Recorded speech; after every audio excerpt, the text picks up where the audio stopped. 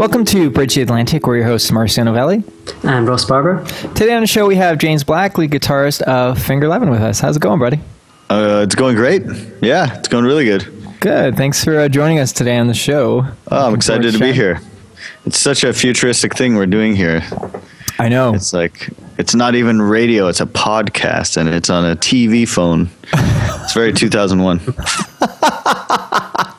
I love it. So we like to start out the show asking our guests to tell us 3 things about themselves that everyone should know. I guess, like you mentioned, I play guitar in Finger 11. I play guitar. That's a big part of me and what I do. So yeah, I make music. I'm a songwriter. I'm a music maker. I guess that all falls into that's one topic. And then, I don't know, huge cinema buff. And I think sometimes that kind of leaks into my music and everything as well. And then, third one. What should anyone know about me? The third one. I guess, yeah, anything kind of nerd culture, like really into Star Wars and action figures and toys and monster movies and stuff. Superheroes. Nice. And aren't you a new dad? I am, yeah. Your sister told me that. Oh yeah. He's 4.5 months, and I guess it's still surreal. I'm still coming to terms with the idea that, like, hey, yeah, I have a father in my repertoire of things that I do now.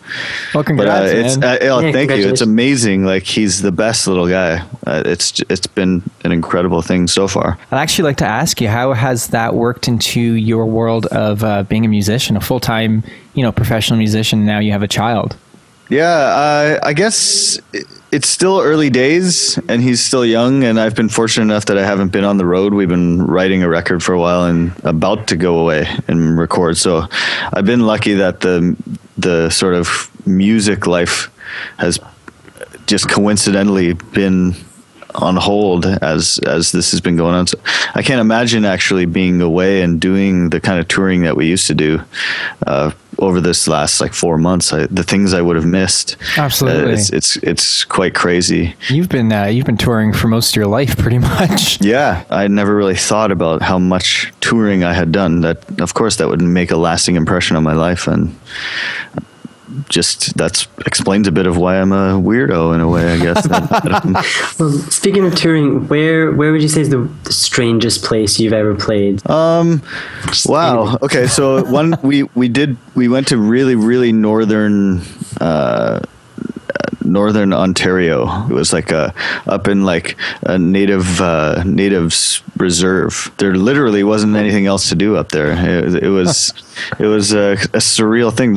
The hotel was the supermarket, was the library, was the DMV, was the school. I hadn't seen a culture so concentrated like that before. So that was pretty surreal, and I think it was called Chibougamau, That sounds amazing. That's amazing. That name forever will stick with me. The fact that that's a real place. Was it a fun show though, or was it? The one show was really just like a normal concert, just rowdy, bunch of drunk people. Right. It was a great time. And then the other one was, it was a dry community, and I'm not sure if it was like a religious thing or what, but there was no alcohol, so it was a very quiet, calm crowd. Like for a rock show, a little bit of yeah. And it was with this pop guy named Danny Fernandez or something, Danny Rodriguez or Danny Fernandez or something, and it just couldn't have been a worse matchup of bands. It was sort of like a Backstreet Boy on its own. And then, but that sounds like it would be perfect. What? Yeah. But I will never forget it, because we flew on these tiny little planes, and it was called Chibougamau. I love it. That's on my list of places to go. Oh yeah, that's when you know you've made it. That's the one. You have to come over here though, for sure. Yeah, I definitely want to go to Chibougamau. You haven't been. Sorry for anyone from Chibougamau. No, all 5 people are going to be, Yeah, writing down this video. So yeah, I'm not sure if Chibougamau was just somewhere we stopped along the way to wherever. I can't even have this conversation because every time you say that name, I'm going to lose it. Yeah.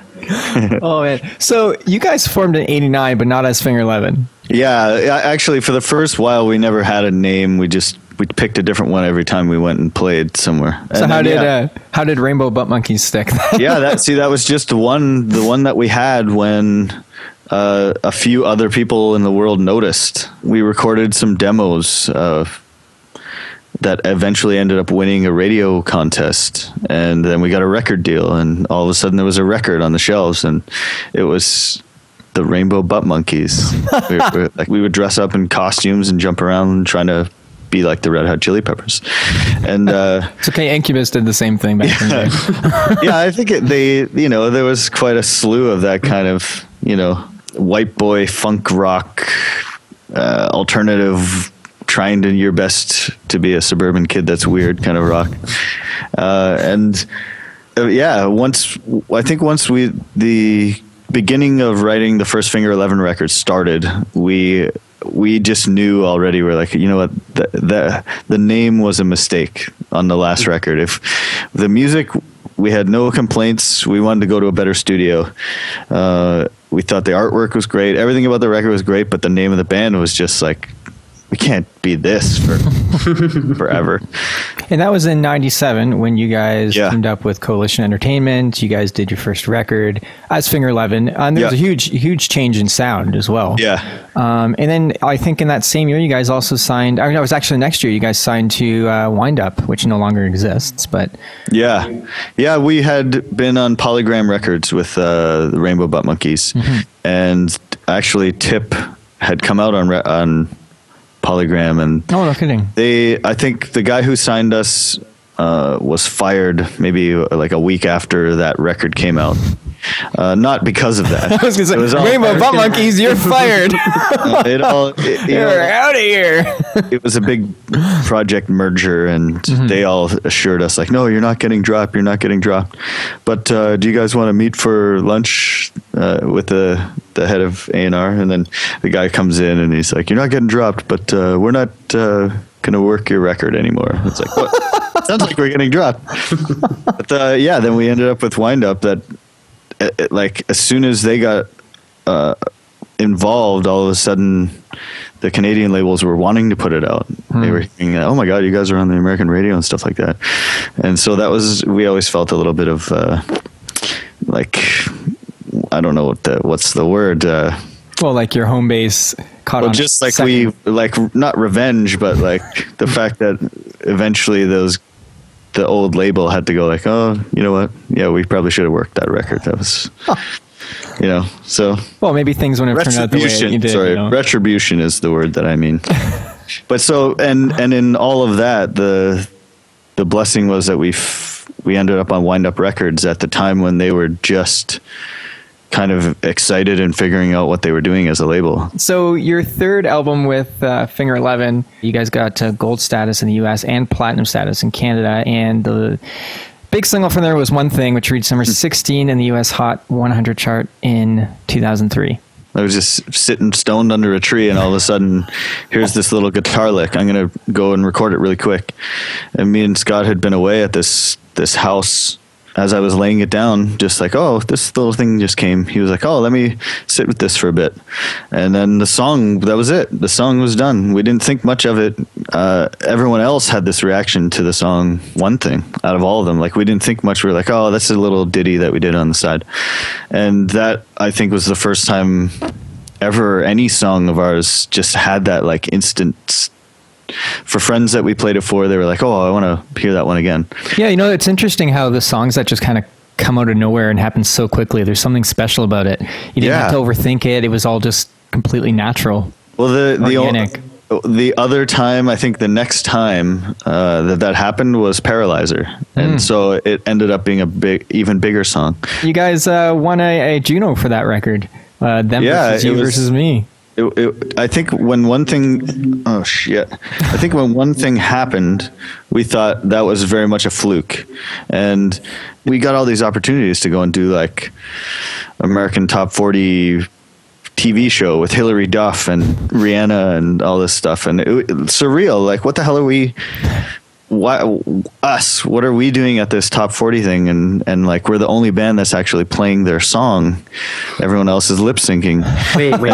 Whoa. Wait. Yeah, wait. They don't sing live? That's the drumsticks.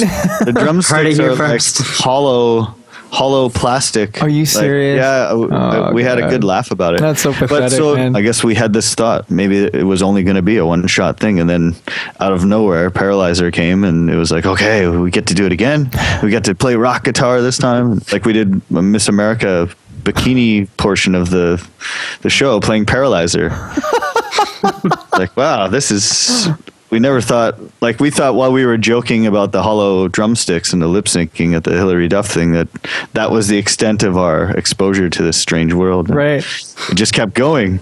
I met Donald Trump and Donny Osmond, and yeah, it was a surreal night. What was that like, meeting Donald Trump? One of the biggest douches in America. Yeah, you know what? He was very dismissive. It was exactly like what you would think. Like, I have a picture of me and him, and he's like he must have just looked at the camera we were going to that was taking our picture and got bored of it in a second and was sort of looking this way.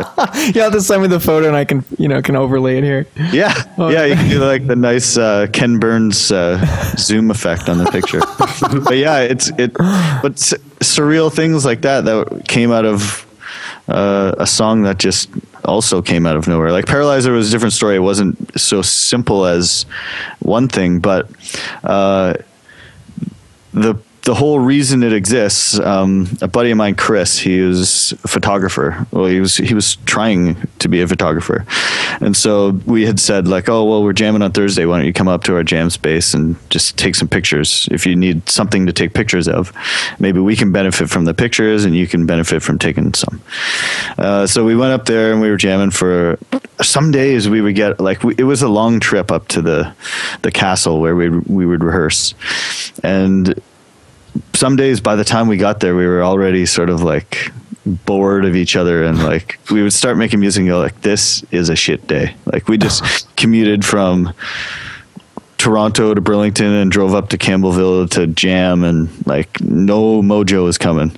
And we would just some days pound it till like, okay, we've been here for 4 or 5 hours and nothing's come, but we knew in the first 10 minutes that nothing was. But this day we were like, you know what? Fuck it. We know this is one of those shit days. Let's just pack up and get out of here. And we'll go to the pub down at the end of the road, and that'll be our jam day. And just as we're all packing up, our buddy pulls up in his car with his camera and his lights and stuff. We're like, oh shit! we told him he was going to take pictures, so we gotta do something. He's come all the way up here. So we set up the gear again quickly. Like we didn't set up all the stuff. It was like, we'll just whatever. Let's make something up. We'll make up something really quick that we can play while he's taking pictures. And Paralyzer. That's the riff. That's the song. We was like, well, before we leave, we might as well record it. And then 2 days later, Scott's written some vocals over it, and that's the song that changes our lives again. Back at Edgefest, I think it was 2001. Early 2000s. My wife now, but at the time it was my girlfriend. And you know, you guys start off. I can't remember which song you started off with, but it was probably something off the first two records. one of the good ones. One of the good. No, I mean one of the really rock. No, it's not what I meant. Oh God, let me take my foot in my mouth. I meant one of the the singles from the first two records. Yeah. This interview's over. He just gets up and leaves. That's not what I meant. No, you know what it was? I'm going to remember what it was. It was Drag You Down. No, Look Above. That's what it was. Above. That's okay. I'll tell you why it was above. Because it was above because while we were in the mosh pit, some guy is coming towards us body surfing, and I'm literally yelling at my wife, but at that time my girlfriend saying, look above you, someone's gonna fall. And there's Scott singing look above, and the not so funny part is the guy falls on her, knocks her unconscious, completely knocks. This is all while you guys are rocking out. People are moshing. I drag her out of the mosh pit to the side. The paramedics had to get her completely blacked out. She didn't come to until like 5 or 10 minutes after. So that is my experience. The first time I ever saw you guys live. Okay. More than a decade ago.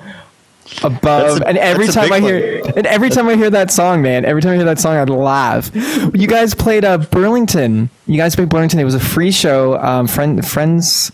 What's it called? The free show they did every year. The Sound of Music Festival. Yes, and this was a few years back. Yeah. And during that show too, we're watching guys having a good time. That was crazy. Yes, it was a lot of people, but these are the memories I have with Finger 11 shows, man. And it's always with my wife and I. And my wife, she's not, she has fun. She jumps around and like you're supposed to at a show. But sometimes at free shows like that, you have people that don't always come to shows and don't really understand what it's like. So my wife, she's just jumping around having a good time. And this guy in front of her, I guess didn't realize that it was a girl, and he turns around and Square Off just punches her right in the gut. So she does not have good luck. No. Actually, I guess I should say she has bad luck with you guys. But even if you thought that was a girl or a guy or anything, just to have instinct to turn around and punch whoever is there, like without absolutely. I shouldn't even say that, but it was just the added thing that like what are you thinking, buddy? And this guy was a big guy, right? Yeah. That's the guy we hire. We hire one guy to go around and just hurt people at all of the concerts. I don't believe that. You've obviously met him every time. I don't believe that because this is a clever segue because I've met you in person and talking about Finger 11, but moving on to your solo career, which it's a new and recent thing for you. Yes. Which is how I've gotten to meet you in person and work with you personally is through your solo album Moon Boot Cocoon, which is very new. And I'd like to ask, why now to do a solo project? I guess why now is because the ideas that are on the record are ones that I felt were good enough and strong enough and worthy enough to share. I've been writing songs for decades and decades, and I think I have a high standard. I'm a music snob with my taste, so I hold my own music to that same thing. And I just there was a certain point where it's like, you know what? I'm writing songs, but it doesn't mean they're good songs. It just means they're songs. It means I'm doing something. And if I'm not getting excited as a listener that like, oh my God, this is something, remarkable, then I just have more work to do. Mm-hmm. It's funny how we started this. It was like, describe 3 things about yourself kind of thing of like, I wanted the lyrics and the songs, like if you listen to it, I want you to get no false impression that this is what I'm into and this is what I'm about. It's like eclectic, it's kind of wordy and smartass and backhanded and ironic and nerdy. Yeah, all of that stuff. I wanted to make sure, like, okay, if this is just me making this record, it has to have all that stuff. There can't be any excuse, and you can't blame somebody else for, like, oh, well, he wanted it that way, that's why it goes that way instead of this way kind of thing. So I was just taking advantage of that and over time realizing, like, okay, this song is going to come with me. But that one, no, that's just sort of a learning step. We leave that one behind kind of thing. Mm-hmm. I think it's a great record, and it definitely sounds nothing like anything else you've done before, which is something that I love, because it's kind of irritating when someone does a solo project or another project, and it just sounds pretty much identical to the other project. It's, what's the point? I agree with you that, like, mm-hmm. I think to step outside of what you're known for, it's a declaration, and it has to be a pretty but it has to make sense while you're doing it. If you're just going to go like, hey, I'm going to go over here and make the same shit that I make over there, it's not much of a declaration, and it's not taking advantage of the opportunities. But I don't know. I think sometimes solo ventures are political things because of the dynamics within a band. Yeah, egotistical sometimes too. It can be, yeah. you know. And I think I'm fortunate enough that we're Finger 11 is just like kind of limitlessly creative in that sense. So there's no limit like that, but there always is some other stuff going on in your head that you can't articulate to other people. Well, absolutely. And you had the opportunity to perform at Edgefest 2014. Yeah. So I don't know if the listener viewers know that that's how we met. That's how we met. You were looking for backup singers. And this was, I think, less than like about 5 days before the actual show. Yeah, it was a whirlwind thing. Like I actually, I guess I will admit that I didn't know it was going to pan out like that. Like once we had sort of put out the ad for it, and I saw it up online and saw that some people had responded, I was like, oh, I didn't know we're doing it like just publicly on the internet right now, like 5 days before the show. I thought it was going to a group of singers that it was a choir thing. And so I was immediately like, oh, Jesus, this is putting, I thrive on the pressure of like, okay, now that the date has been set, I gotta, like, this shit has to come together or what? It fails? I can't have that. We can't have it fail. Yeah, that was a lot of fun. It was a small group of us. I think there is 9 of us. 9 singers, yeah. 9 of us. So I had like a 4-piece band and 9 singers. And just the fact that we were able to pull it all together so quickly was testament to everyone's abilities as singers. And I think more importantly than being a good singer is having a sense of music, having a sense of song. And I think we had a really good group of that there with it. And we would have to have a good group. Otherwise, how the hell would we have pulled that off? And we did. It was a lot of fun, man. Great. Yeah. Yeah, it was a lot of fun. I'm definitely grateful for that. It was a great experience. The artwork for the record is really cool. It like made me want to listen. I wanted to listen anyway, but like it made me want to listen to it even more because it was just very interesting and intriguing and stuff. So yeah. Yeah, that was important to me. Like the artwork is always a focus for me on all the Finger 11 records as well. But this one, what we did to make that picture on the cover, like it was just such a labor of love and a long way around to make sort of a collage where at this day and age you could do it in a couple of hours on Photoshop, but we just had all this cutouts and everything, and it was a cool experiment that I got to realize, and the picture turned out cool, I think. And then so because of the artwork and the eclecticness of it all, I'm trying to make it on vinyl. Like I'm just as visual as I am sonic, I suppose, as a person or as an artist. So yeah, I was gonna say you do all the artwork, don't you? Yeah, that's all yourself. That's all James Black. Like the Finger 11 stuff I conceptualized and then usually had another artist execute it in a certain style. Other than the Finger 11, the self-titled one, the black and white one, I did all of that. And then with this, I knew I was going to have to be very hands-on just because it's my thing. No, exactly. Everything's you, man. That's your record. You know what I mean? From the artwork to the music to everything.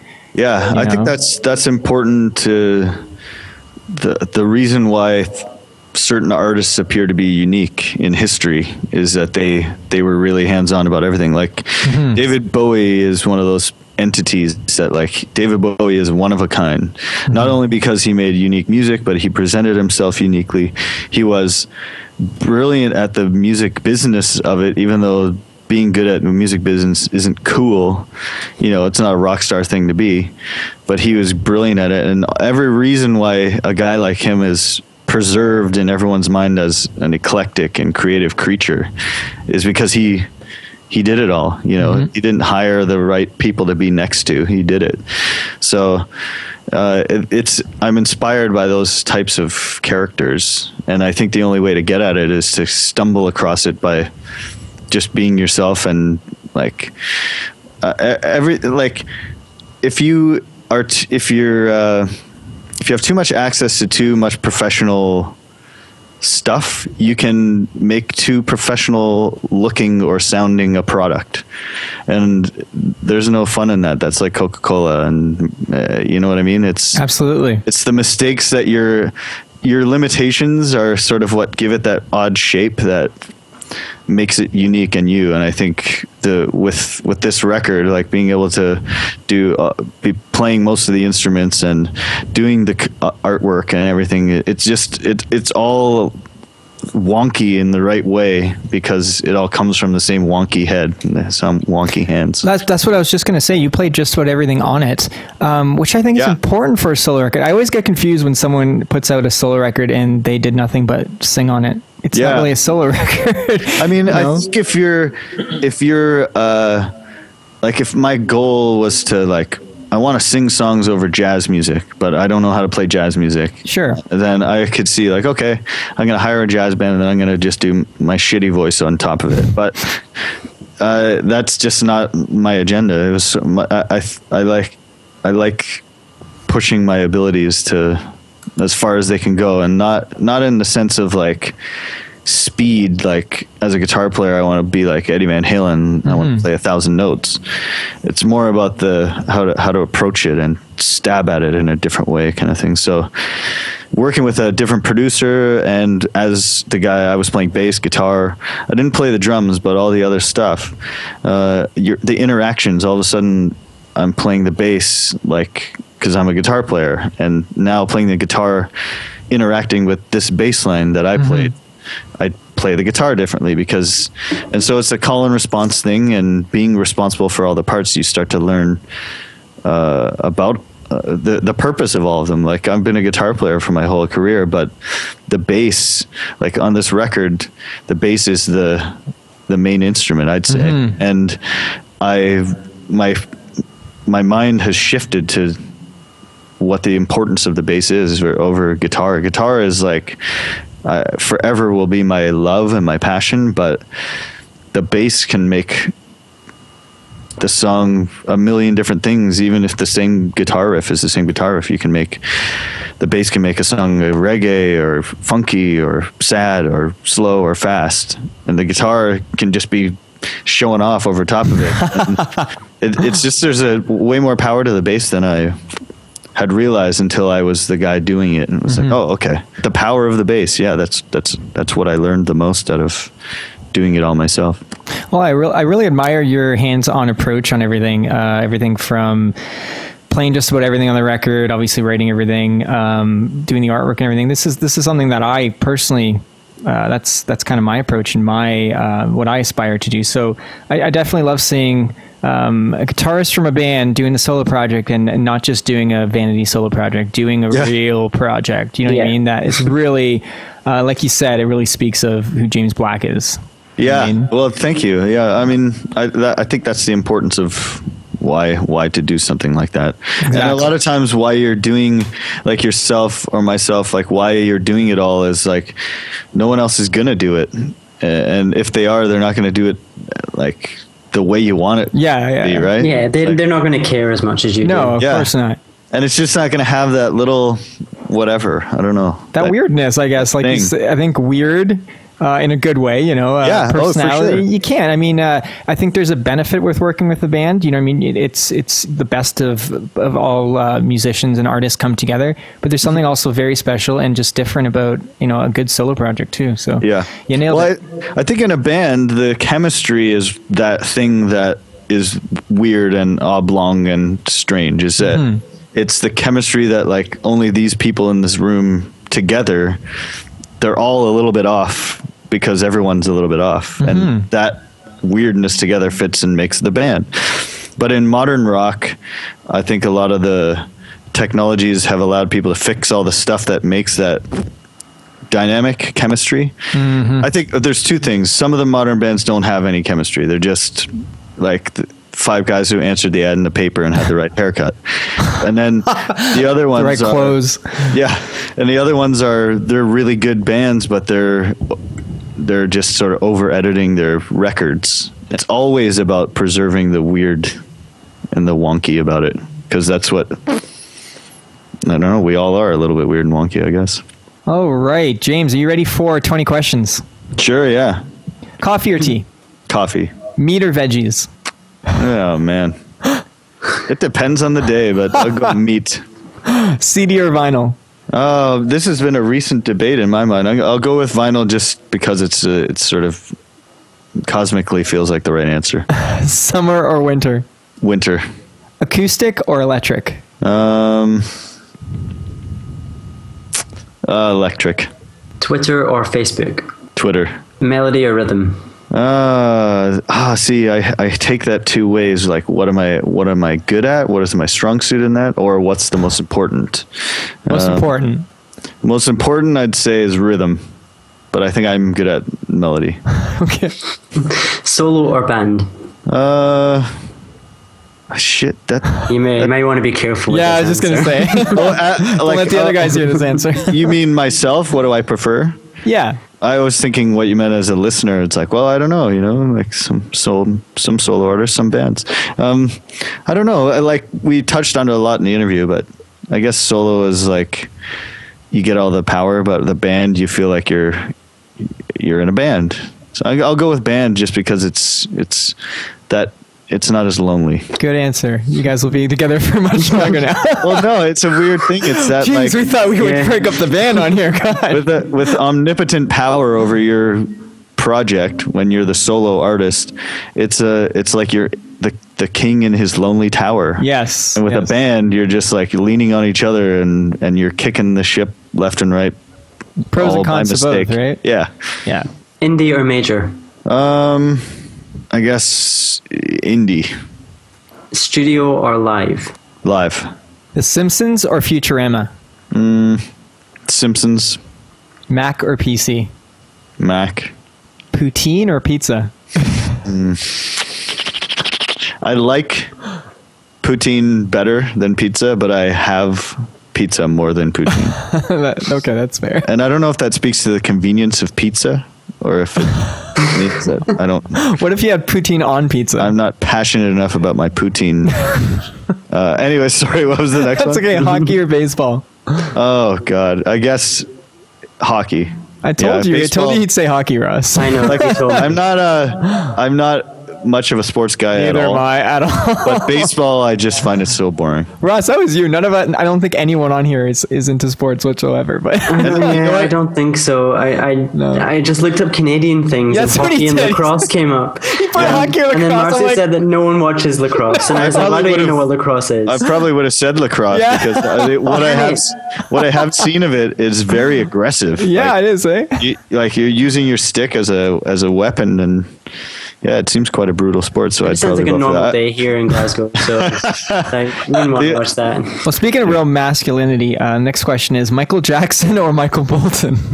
Oh, musically, Michael Jackson for sure. But I think Michael Bolton has better hair. Yes, Michael Bolton has great hair. Thank you. Twerk or work? Twerk being the dance. Yeah, you know what twerk is. You're all about that. I guess I work. Yeah. But I work at a twerk factory. There we go. I like it. Well, there you go. Ricky Gervais or Ricky Martin? Well, of course, Ricky Gervais. I really Why does everyone say of course before Ricky? Of course. It's obvios. I should have worn my Ricky Gervais shirt today. Yeah, I like his almost incessant prodding of everyone's religious beliefs. Yes. He just seems like he's such the provoker. He doesn't that care. I get a kick out of it, yeah. Whale or kale? Whale. Did you say whale or kale? Yeah, but you seem so sure about that. He's like, whale. Like, obviously. Whale is like a living creature. Yes. Yeah. I don't know. You actually gave It doesn't us really make thought. sense. And everyone else just says whatever they think, and you actually thought about it. And we appreciate that. Exactly. We appreciate that. Well, I actually started to think what kind of whale, and then I was going through the thing, and Well, if you want to get specific, then We can go feel specific free. here, man. narwhal. Share or your something favorite like type that. of whale. The narwhal, I think. Yeah. All right. It's like the unicorn of the sea. Bette Midler or the Riddler?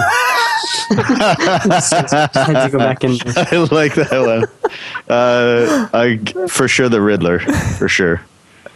And here's the And last last- awkward question. Do a drum roll. That's my terrible drum roll. Yeah, that's not even a drum roll. Ross or Marcio? Oh, It's okay. You've met Marcio, so I'm not offended if you say Marcio. I'll be so offended if you don't say well, yeah. I guess I'll use that as my sort of like escape button. It's like I have met Marcio, and There we go. he's better looking in real life. Oh, he better be. I love backhanded compliments. They're probably my favorite.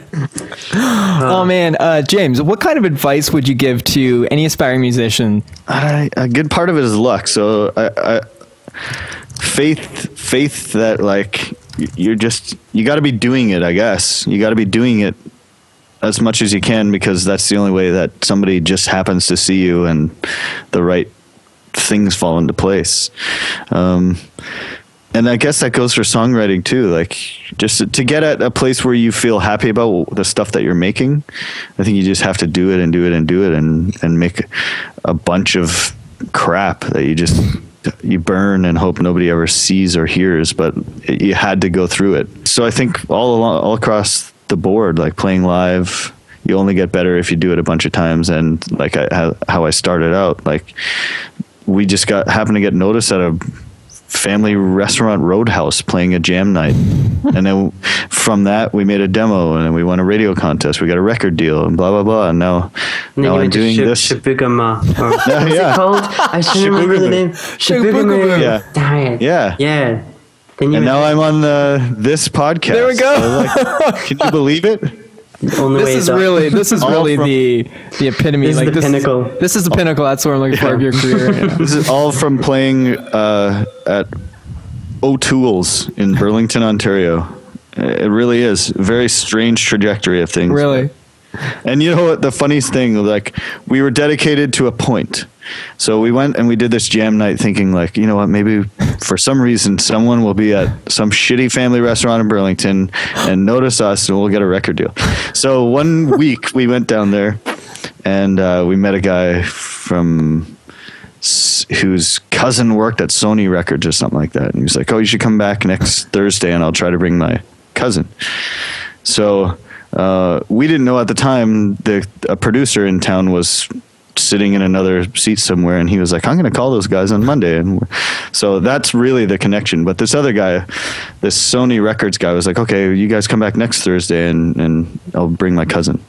So the Beastie Boys and Rollins band were coming to Toronto on Thursday, and me and Rick were like, we're not fucking missing Rollins band and Beastie Boys to go meet some guy's cousin at a roadhouse but part of us was like, yeah, but this could be our big break. We can't say, oh, we didn't get a record deal because we went to see the Beastie Boys. So we were sort of like, I'm like, you know what? I'm dedicated enough to this. I'll miss Rollins and Beastie Boys for this. Fuck it. Let's go. We don't know. We don't know what will happen. So in the afternoon, we get news that the O'Toole's in Burlington had burned to the ground. And we were so happy because we got to go to see Rollins and Beastie Boys without any guilt, without any career guilt. So no what ifs. There were, some poor restaurateur in Burlington's fortunes had burnt to the ground, and we were like high-fiving each other. That's amazing, man. So Yeah. what's on your iPad nowadays, or iPod, or whatever equivalent to the iPod without giving advertisement to Apple? Listening device. What are you listening to? device. What MP3 player are you using nowadays? The real answer is I don't know, because I just did the update on my iPhone and it's works half as well as it used to. Yeah, and I know. All the songs are gone and everything. But the new Alt J is the record that I've been listening to the most. Cool. Do you know that band, Alt J? No. I know them. Yeah, it's cool, man. Like, it's just very adventurous and elaborate. Very cool. It's not like anything that anyone else is making. So yeah, check that out, Alt J. Very cool. And people can find you online. Obviously, the band is at finger11.com. You're Yojimbo_black on Twitter. And on Instagram, is it the same thing? Yes. And on Facebook, I am James Black, or James Black's Mind.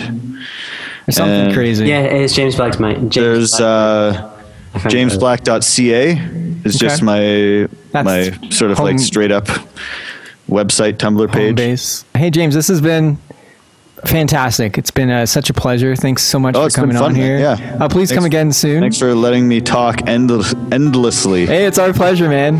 Take it easy. Yeah. Thanks. Thanks for watching Bridge the Atlantic. If you like what you saw, make sure to like, favorite, and most importantly, subscribe so that you don't miss each week's episode. Click on the videos above us if you'd like to see more, and please feel free to leave us a comment letting us know what you think of the show. Follow us on Twitter, Instagram, and Facebook, and subscribe to us on iTunes so that you can listen to us on the go. Thanks again for being awesome, and we'll see you on next week's episode.